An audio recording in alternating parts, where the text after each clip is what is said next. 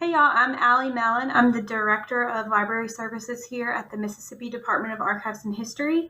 And I just wanted to tell y'all a little bit about beginning your search for your family history. Next, you may need to actually come into our building to do a little searching because sadly, not all of our records, not even half of our records, are digitized online. We have a lot for people to look at here. So some of the highlights of what we've got that people use a lot, especially when they're first getting started with genealogy, is that we have federal census records on microfilm. You can also access those in-house through our Ancestry subscription. You do have to be in the building to use our subscription. But those are also on FamilySearch.org, which we talked about earlier.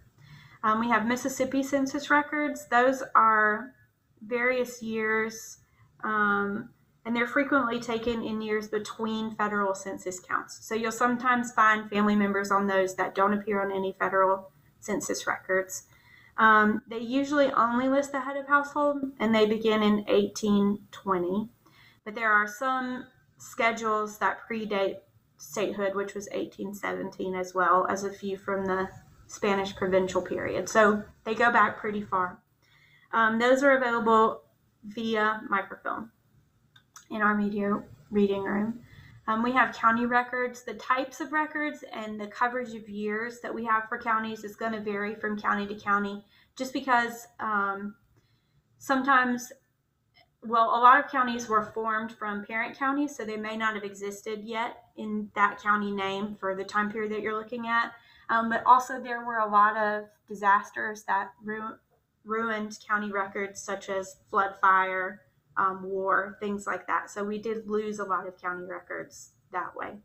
But county records can include things like chancery court minutes, deed books, deeds of trust, circuit court minutes, land assessment books, marriage records, probate records, and will records. There are other, but those are the common ones for county records that you may find useful for genealogy.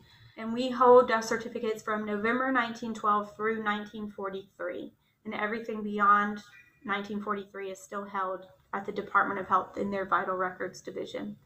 So this is a death certificate on the screen here. So this is just so you can see the types of information you can learn from a death certificate. So this one is for, if you see at the top left-hand corner, it's Adams County. This person died in Natchez, Mississippi, Steve Fisher. So we have some information about him. We know that he was married. It's got his race there, his age, his occupation, and there is a place to put name of father and name of mother.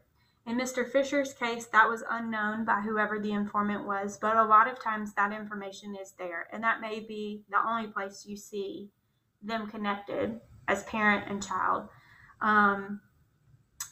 So his mother's name is known, actually, Mary Gales, so that gives you something. You may not have had her name, so that's what we're talking about, working backwards. You started with Steve, and you found his death certificate, and then you found his mother, Mary, listed there on the death certificate. You also have cause of death and things like that, but also if you look at the lower right-hand corner, you have a place of burial. So that can help you too. That's also a good place to look if you are looking for more family members, because often we know families are buried together or in the same cemetery. So that gives you another place to go to look for more family records. Another type of record I forgot to mention is that we also hold some records from Parchman, the Parchman Prison system here. So you may have had a family member who is incarcerated at some point, and we have inmate records, inmate registers that'll show when they came in, when they were released, or if they died while imprisoned, things like that, or if they escaped. We have some of those too, which are interesting. So all of these records have to be viewed in-house here, and we have staff in the library willing to assist you to get started searching and using these records. Finally, If you're not local and you can't come in, we do accept research requests. You can write us a letter or send us an email if you want us to search a record for you. Your best bet with that is to be as specific as possible. So we will assign it out to a researcher. They will spend an hour working on your request just because of the volume of requests we get. That's kind of all we can allot to each one.